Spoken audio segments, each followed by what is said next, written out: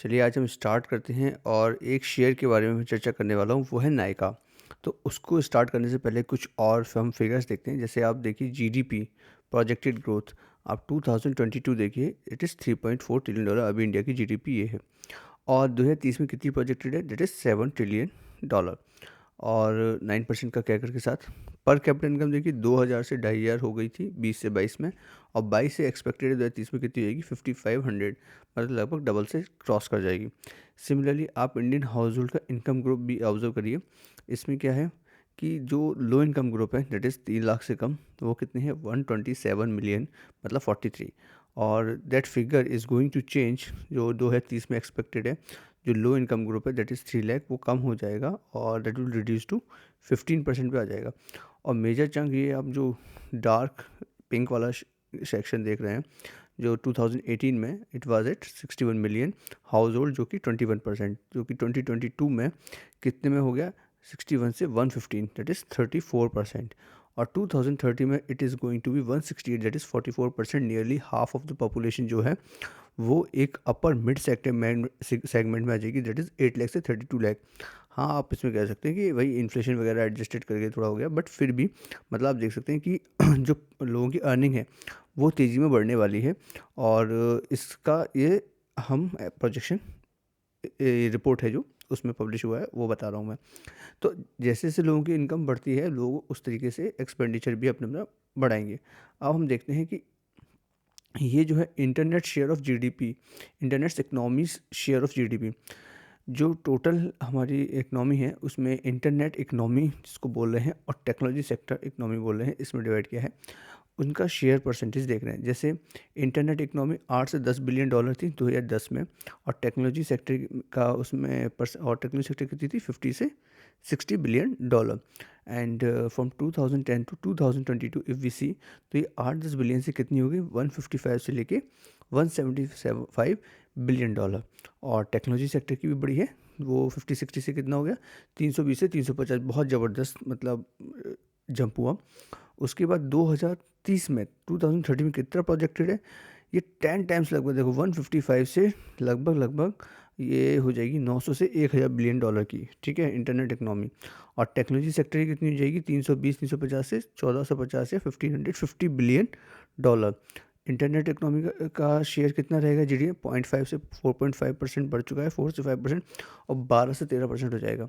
मतलब लोग internet economy भी आने वाले टाइम में बहुत ग्रो कर सकती है।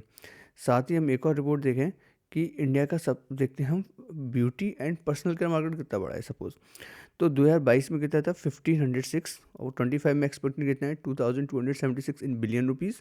And in 2027 is expected to reach at 2474, and it will be an increase of nearly 10%। Okay, अब देखते हैं कि रिटेल में पर्सनल केयर में, online beauty and personal care में पेनिट्रेशन कितना है? Online beauty and personal care का टोटल, जो overall beauty and personal care market है उसमें। तो हम बात करते हैं यहाँ 2020 की। इंडिया में जो फॉर एग्जांपल आप ले लीजिए 16 बिलियन डॉलर का टोटल ऑनलाइन, वो total beauty and personal care का मार्केट था।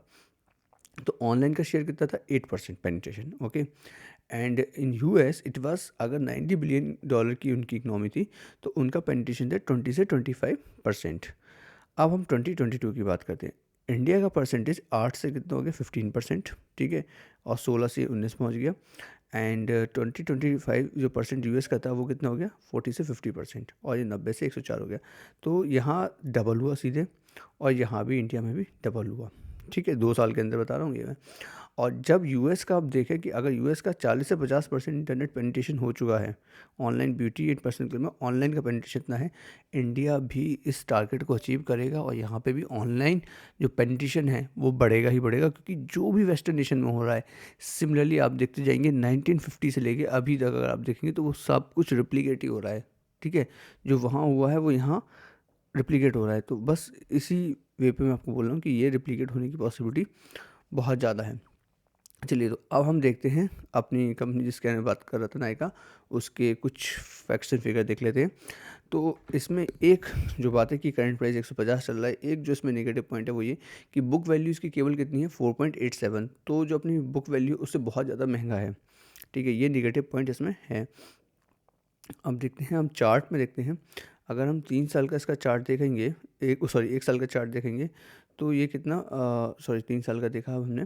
सपोज़ पहले जब हाँ, आईपीओ आया था इसका, उस टाइम पे इसका दिसंबर 2021 के अराउंड, तो 400 के आसपास इसका प्राइस था। और फिर आने के जस्ट दिन बाद ये गिरना शुरू हो गया, और फिर इसने अपनी एक कह सकते हैं कि प्राइस डिस्कवरी मोड में रहा काफ़ी। और अब देखेंगे तो 100 के आसपास आ गया था, 100-150 के आसपास। और राइट नाउ भी आप देखोगे तो 150 के आसपास चल रहा है। तो कुछ मतलब 1 साल का भी देख लेते हैं कि कुछ पैटर्न। हाँ, यहाँ हम देख सकते हैं कि ये लगभग 143 फिर 120 के अराउंड घूमता रहा, 125, 35, 40, और फिर 150 बीच में अभी ये 193, लगभग 200 के आसपास भी गया, फिर 150। मतलब अभी कोई बहुत ज़्यादा इसके प्राइस में जंप देखने को नहीं मिला है। हम देखते हैं कि इसका क्वार्टरली रिज़ल्ट कैसा है। तो क्वार्टरली रिज़ल्ट देखें तो दिसंबर 2020 से प्रॉफिट में तो है ही कंपनी, बीच में बहुत लॉ मतलब नेग्लिजिबल प्रॉफिट है गया, 4, 1, 5, 5, 8, 2, 5, 8, और अभी भी 17 का प्रॉफिट है, मतलब बहुत कोई ज़्यादा प्रॉफिट तो नहीं है अभी। And year on year basis पे देखेंगे तो पहले तो नेगेटिव में थी ये कंपनी मार्च 20 तक, फिर 21 में जाके पॉजिटिव हुई है, मार्च 22 में फिर 21, फिर अगेन 41, देन 21। इसमें हम और ऑब्ज़र्व करें अगर, तो ये आप देख सकते हैं कि सेल इनकी जो है, सेल तो इंक्रीज़ हुई है नो डाउट, एंड एक्सपेंसेस भी लेकिन साथ में काफ़ी बढ़ रहे हैं इनके। और आगे देखते हैं ये बैलेंस शीट में हम देखें तो बोरिंग भी इनकी बड़ी है सितंबर 23 में काफ़ी, एंड लाइबिलिटीज़ भी कुछ बड़ी हैं, 480 के सीधे 714 हुई हैं मार्च 21 के बाद, मार्च 22 में। ओके, एंड फिक्स असेट्स भी बड़े हैं, तो चलो ये that's a good point. And तो हम शेयर होल्डिंग पैटर्न पे आते हैं सीधे। अब देखिए, प्रमोटर्स का जो शेयर है वो लगभग कांस्टेंट बना हुआ है 52% के अराउंड। एफआईआई का शेयर मैं फिर बोल रहा हूँ कि यहाँ पर फिर जंप किया है। सितंबर 2022 में it was 6.57%, now it is 11.06% इन दिसंबर 2022। उसके बाद फिर और बढ़ा, और फिर 10 के अराउंड रहा, फिर अभी भी लगभग नियर अबाउट 10% के आसपास है। डीआईए का आप सिमिलरली देखेंगे तो उसका भी सितंबर 2022 के बाद दिसंबर 2022 में सीधे डबल हुआ, लगभग डबल से ज़्यादा, फिर 7, 11, 14 और 15 लगातार बढ़ गया है। और यहीं पर आप देख सकते हैं कि जो पब्लिक है, जो स्टार्टिंग में ली हुई थी, जब आईपीओ आया तब भी लिया इन्होंने, 38% वाज और 38% बना रहा, और यहाँ से फिर पब्लिक का शेयर परसेंटेज गिरना शुरू हुआ, एट इज़ नाउ एट 21। तो इस शेयर होल्डिंग पैटर्न को देख के मैंने, जैसा कि पहले भी अपने वीडियो में बताया, कि जैसे ही डीआईएफआई का परसेंटेज बढ़ चुका है, पब्लिक इसमें से आउट हो चुकी है, मतलब ये शेयर रिटर्न दे सकता है बहुत जल्दी ही, है ना। तो बहुत चांसेस है कि ये शेयर रिटर्न देगा, और एफआईआई डीआई ने जब इन्वेस्ट करा ही है इसमें, तो this is a good there is a good possibility कि ये शेयर भी आपको अच्छा रिटर्न देगा, जैसा कि मैंने आपको जोमेटो के शेयर में भी बोला था कि वहाँ भी अच्छा रिटर्न दे सकता है। एंड सेकंड, ये जो मैंने आपको चीज़ें बताई हैं, ये सिर्फ आपके एजुकेशनल पर्पज़ के लिए, आपको ये कोई रिकमेंडेशन नहीं है कि आप इस शेयर को ख़रीदें या बेचें या कुछ भी करें। आपको सिर्फ इन्फॉर्मेशन दी गई है, बाकी आपको अगर जो इन्वेस्टमेंट करना है वो आप अपनी नॉलेज इसमें लगाइए, आप देखिए, खुद रिसर्च करिए और खुद इसका इन्वेस्टमेंट डिसीजन लीजिए। अगर आपको मेरे एनालिसिस पसंद आ रहे हैं तो प्लीज़ चैनल को लाइक एंड सब्सक्राइब ज़रूर करें। Thank you very much.